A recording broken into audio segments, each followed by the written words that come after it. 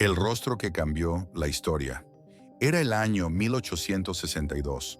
Las calles de Londres estaban cubiertas de neblina, y los hospitales eran lugares fríos, donde la ciencia aún luchaba contra la superstición. En el hospital del Great Ormond Street, un joven médico llamado John Langdon Down observaba con atención a los niños de su pabellón. Entre ellos, había varios con un aspecto peculiar: ojos almendrados, caras redondeadas, manos pequeñas, pero lo que más lo intrigaba era su comportamiento. Eran afectuosos, curiosos y mostraban una alegría constante ante la vida. Langdon Down decidió ir más allá. Comenzó a describir con precisión científica aquellos rasgos, sin juzgar, solo observando. En 1866 publicó su estudio, Observaciones sobre una clasificación étnica de los idiotas. Un título que hoy suena cruel, pero que en su contexto fue el primer intento serio de reconocer un patrón clínico específico. Creía que aquellos niños representaban una regresión evolutiva, influido por las teorías raciales de su tiempo. No entendía aún el lenguaje de los genes, pero su intuición era poderosa. Había observado, sin saberlo, el primer síndrome genético descrito en la historia. Durante décadas, el nombre síndrome de Down quedó asociado más a una descripción que a una explicación. Nadie sabía por qué ocurría. Médicos de toda Europa debatían teorías: herencia, infecciones, problemas durante el embarazo. Mientras tanto, miles de familias criaban niños con esas características sin respuestas, solo con amor y preguntas. Pasaron casi 100 años hasta que la ciencia pudo mirar más allá del microscopio óptico. En 1953, James Watson y Francis Crick revelaron la estructura del ADN. Y en 1959, el genetista francés Jérôme Lejeune identificó la trisomía del cromosoma 21. Por primera vez se comprobó que el síndrome de Down no era una enfermedad, sino una variación genética natural. Ese hallazgo cambió todo. El siglo de la genética acababa de comenzar. La era de la genética y la búsqueda de una cura. 1960 marcó el inicio de una revolución silenciosa. Los laboratorios comenzaron a mirar los cromosomas no como un destino, sino como un código que podía editarse. Tras el descubrimiento de Lejeune, algunos vieron en el síndrome de Down una oportunidad para comprender la biología del desarrollo. Otros, una condición que debía corregirse. Pero Lejeune creía que cada vida tenía un valor propio. En 1966, las primeras técnicas de amniocentesis permitieron detectar alteraciones cromosómicas durante el embarazo. Lo que comenzó como un avance médico se transformó en un dilema moral. La ciencia había dado poder, pero también responsabilidad.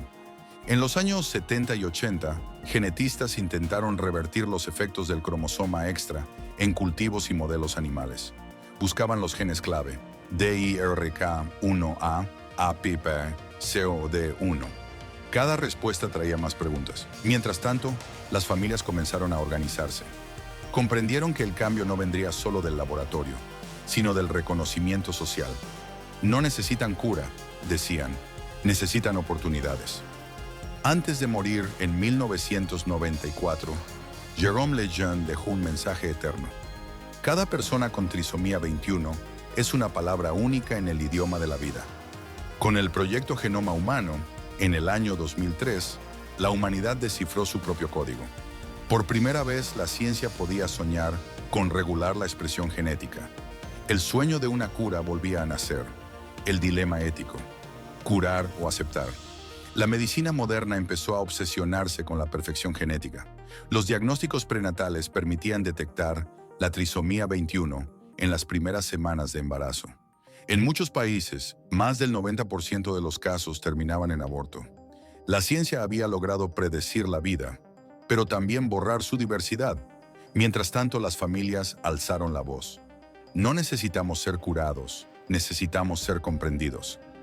El síndrome de Down comenzó a verse no como un error, sino como una forma distinta de humanidad.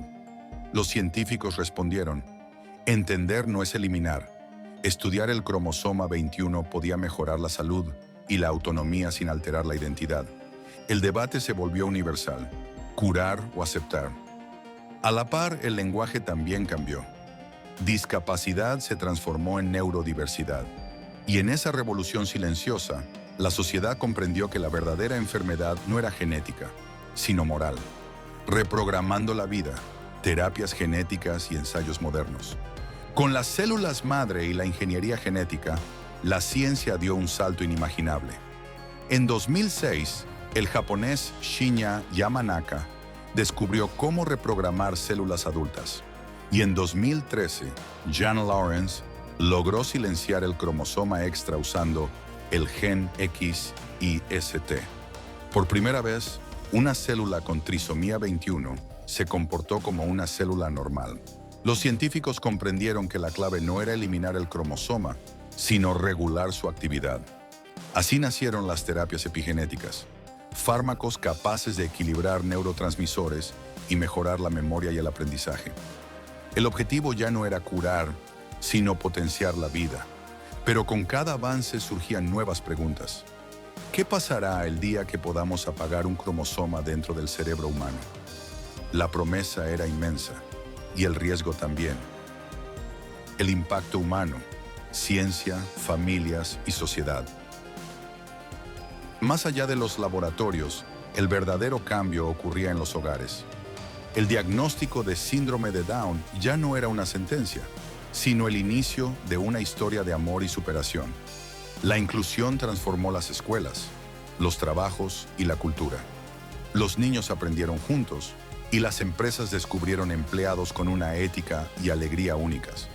Las familias, antes silenciadas, se convirtieron en activistas, educadoras y promotoras de leyes más humanas. El cine, la televisión y las redes sociales mostraron rostros reales, no caricaturas. El síndrome de Down dejó de ser sinónimo de compasión para convertirse en símbolo de capacidad. Mientras tanto, la ciencia seguía avanzando, pero las familias aprendieron algo esencial. La mejor medicina es la aceptación. El amor en sí mismo seguía siendo el mayor avance terapéutico. Crisis por el poder de editar la vida. En el año 2012, Jennifer Doudna y Emmanuel Charpentier descubrieron CRISPR, la herramienta capaz de cortar y editar genes con precisión quirúrgica. El mundo entero vio en ella el poder de reescribir la vida. Algunos soñaron con eliminar la trisomía 21 antes del nacimiento, pero otros advirtieron: editar el genoma no es lo mismo que entender la humanidad.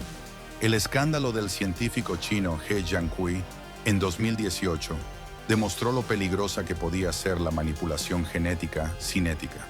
Desde entonces, el síndrome de Down se convirtió en el centro del debate sobre los límites del progreso.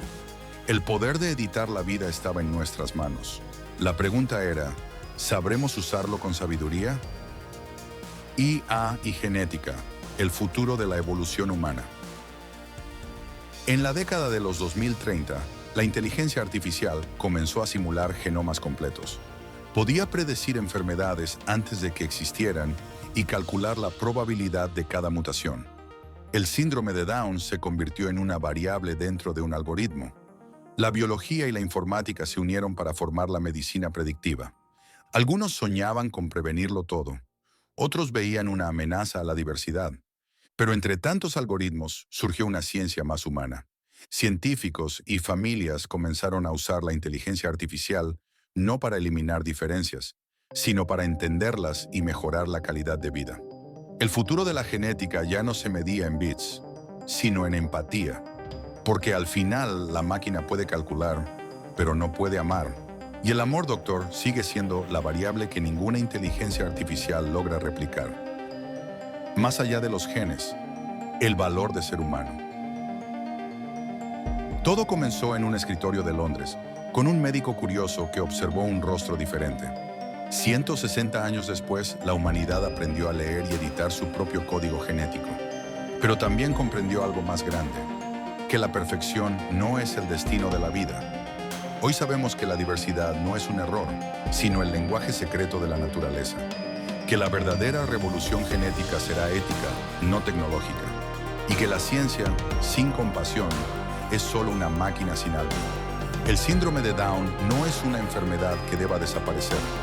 Es un recordatorio viviente de que la belleza y la inteligencia existen en muchas formas. Nos enseña a ver con el corazón, a valorar lo que no se mide en cromosomas y a entender que la vida no necesita ser perfecta para tener sentido. Porque tal vez el secreto de la evolución no sea mejorar la vida, sino amarla como es.